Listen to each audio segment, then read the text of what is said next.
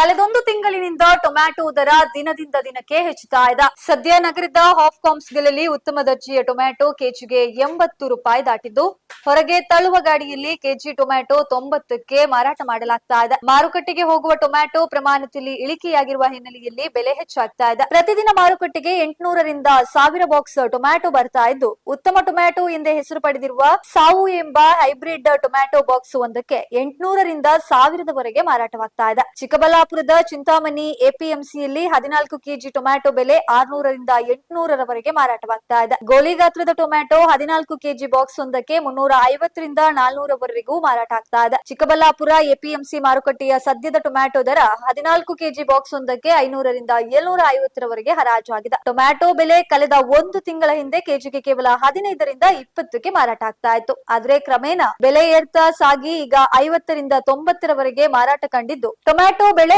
ಕೈಗೆ ಬಂದಿರುವ ರೈತರಲ್ಲಿ ಮುಖದಲ್ಲಿ ಮಂದಹಾಸ ಕೂಡ ಮೂಡಿದೆ.